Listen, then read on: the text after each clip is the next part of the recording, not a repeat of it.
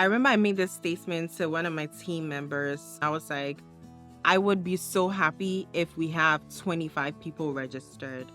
And the fact that we were able to sell out the event, I was like, wow, like this is just mind blowing, because when I started prepping for the workshop, I was really nervous.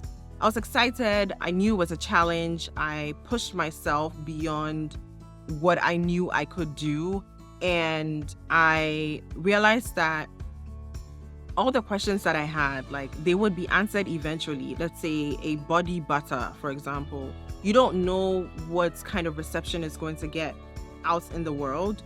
And so you decide not to. And then 5 years later, you see someone becoming a millionaire from creating body butters, right? How would you feel? Like, I'm sure you'd be like, oh my gosh, if I knew this, I would have done it. So that's how I think about everything that I do.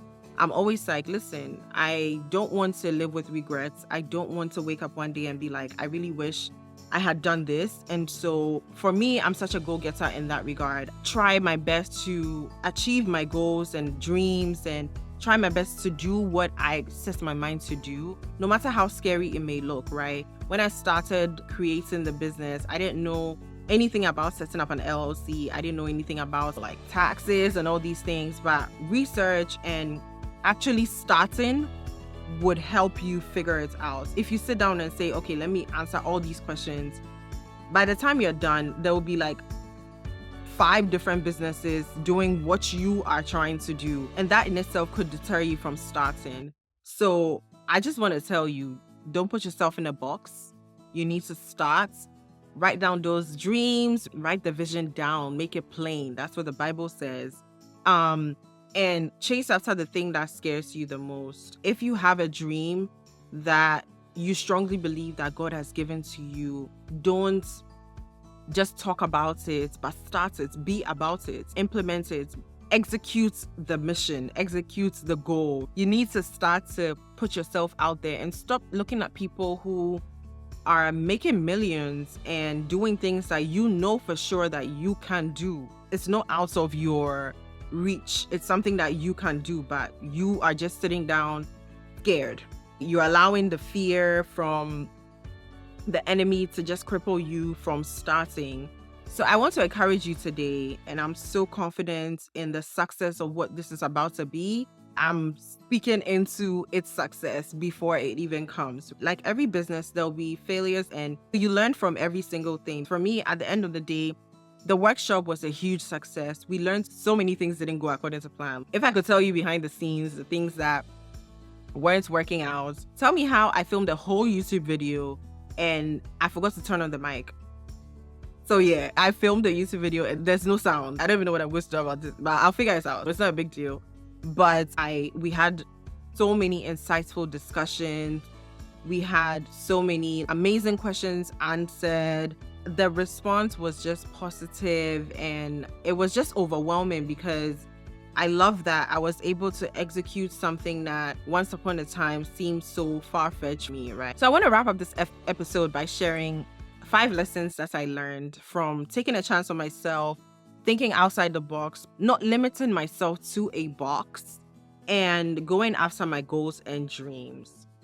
The first thing I realized, or the first thing that I learned from executing this workshop, was that everyone's journey is unique. Everyone's path is different. And so you need to embrace your uniqueness, your unique experiences, and your strengths. Another thing I learned was that stepping out of your comfort zone can lead to new, amazing, and incredible opportunities.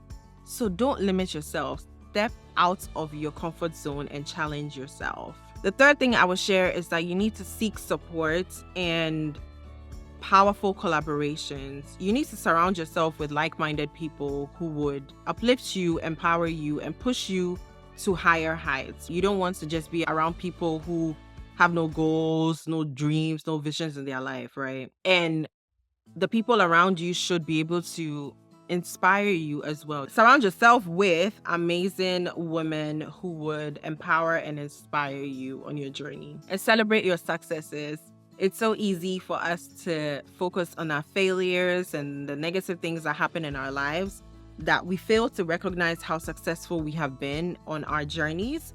And no matter how small the achievement is, celebrate yourself because you did that at the end of the day. No one did it, but you did. You decided to stop sleeping on your gifts and talents and actually start. And so celebrate that. For you, whether it's like actually figuring out the name of a business, celebrate that. I want to challenge you to think about 1 or 2 boxes that you put yourself in. And I want you to take a step back and think about where you would be if you stop putting yourself in that box. How far you would go if you stop putting yourself in that box. Share any thoughts you have. If you had a similar experience, if you have also been empowered and inspired to start your own thing, drop it in the comment section. Thank you so much for joining me on this episode. I hope you walk away with a shift in your mindset, and I hope you are encouraged to actually do things different and not keep limiting yourself and your abilities, because you're worth so much more. You can do so much more, and God destined and designed you to do greater than you're currently doing. Don't forget to share and subscribe, and I'll see you all on the next episode. Love you all. Bye.